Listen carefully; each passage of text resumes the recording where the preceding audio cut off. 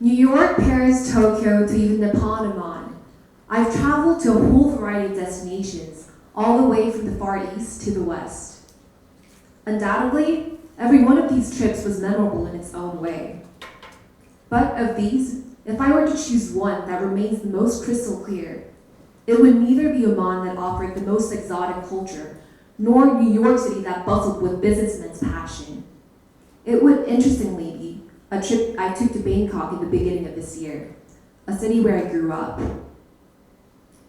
We often think that novelty can only be found in novel places, that we can attain new meaningful insight only in places we have not been before.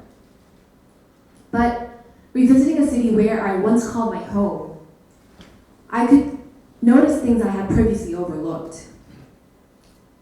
Not much had changed with the city itself over the 3 years I had been away, yet now looking at it from an outsider's point of view, I could newly see its beauties, which I had previously taken for granted.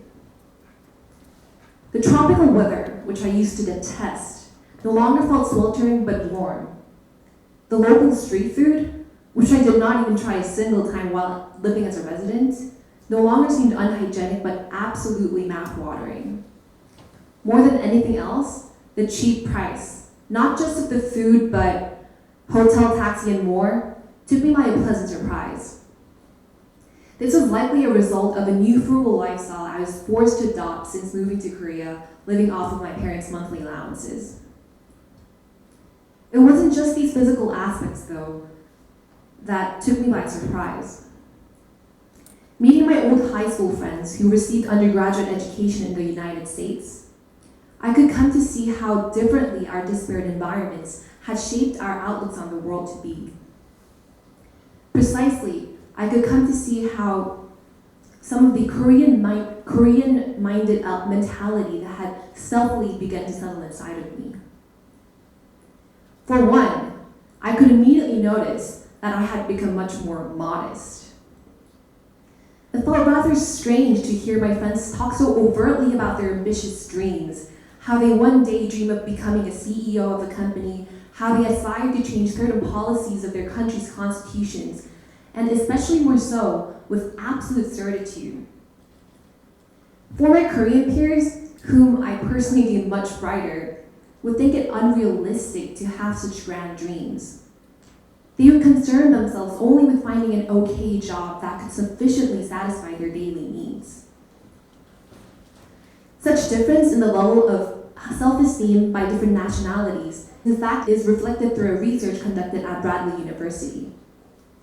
According to this study, American countries like Mexico and the United States have the highest levels of self-esteem, while East Asian countries like South Korea and Japan have the lowest.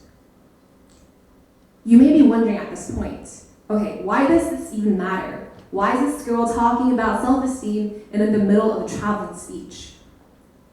This topic matters. In fact, it matters a lot because it holds critical implications.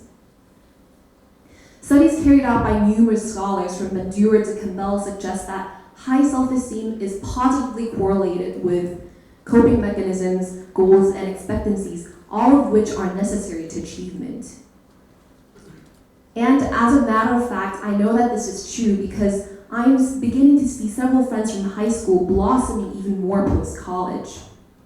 From what I hear, they were able to earn these achievements by persistently setting their goals high and believing that they can do it. Traveling to my old home and seeing my high school friends, I became cognizant of how timid I had become. I at once was a girl full of ambition, certain that I could rule the world, yet now I had turned into a complacent coward.